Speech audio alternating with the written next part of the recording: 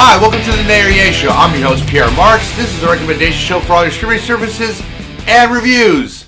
Let's get started. First up we have is a mockumentary film from New Zealand called What We Do in the Shadows. This is recommended to me by my coworker James. Now this is about a group of vampires that live with each other, and then there's a documentary crew that films them and just captures every dark, hilarious, bloody moment, which explores what it takes to be a vampire in today's modern age or night, and all the typical bloody vampire history that goes with it. I don't say blah blah blah.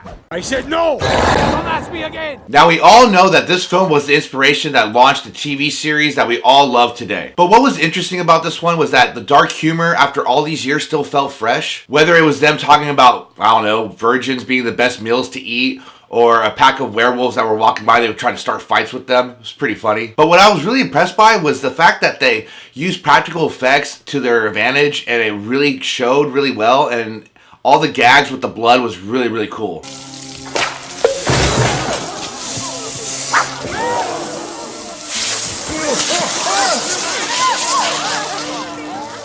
In the end, though, this was a bloody good time, and I really enjoyed it. And I think if you're not a fan of creepy stuff, don't really watch this film. I don't think you're going to like it. But if you like creepy things and you like to have a joke with it, or like a jokey type of style with a film like this, then I would say definitely check this film out. You're going to like it. So I'm giving this one a yay. Definitely a yay. Second one we have is a so-called crime comedy called Greedy People. This also stars a great cast of actors and actresses. I was pleasantly surprised by that. And this is about a small island town when an accidental murder happens and a large sum of money goes missing. It turns certain characters' lives upside down. But can they trust one another to keep themselves safe? Or is greed going to get the best of them at the end? Oh! Yeah, greedy old bastard.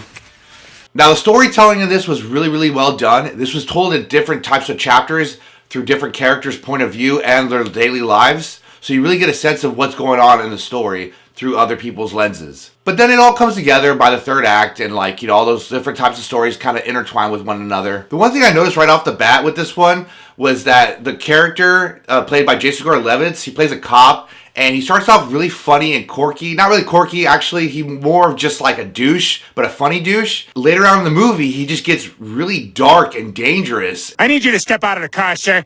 Peter, there's gotta be a better way. He's got a knife!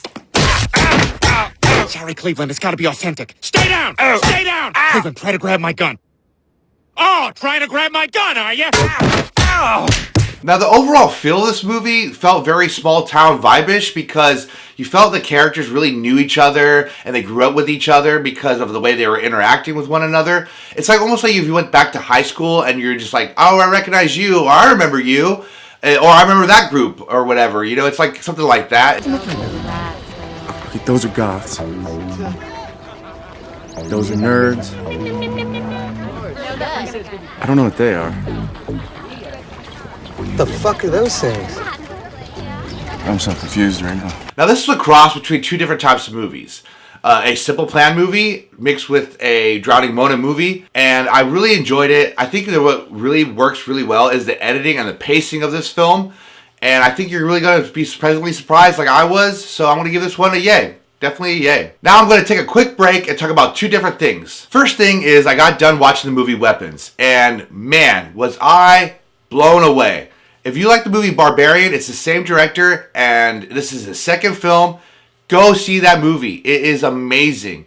I really, really enjoyed it. The storytelling was good.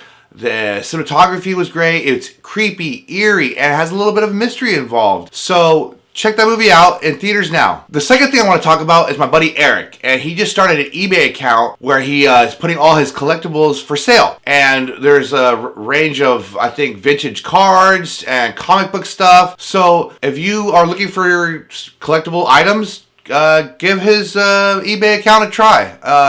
I'll put the link down below and check it out. Last up we have is Final Destination Bloodlines. This is the 6th installment of this franchise, and hopefully the last. Damn! Basically what we have here is a young married couple that cheats death, and now their bloodline, which is their children and their grandchildren, have to dodge whatever death is going to throw at them next. But can they beat death at its own game and try to avoid every environment or object that's going to be thrown at them in this film? If you can dodge a wrench, you can dodge a ball. What? Now, I watched this one with my family, and we were on the edge of our seat in certain scenes because of the domino effect of like how death was coming after him, and like one little situation would happen, and then it would add up to other little situations, kind of like a butterfly effect moment. Especially when it involved characters that have piercings. Ouch. Also, I find it funny that this film repeats a structure with the characters. What I mean by that is like a character that tries to explain to the group that a death is after them. Like if it's some actual physical being that they can see, and the group is just kind of like, what are you talking about?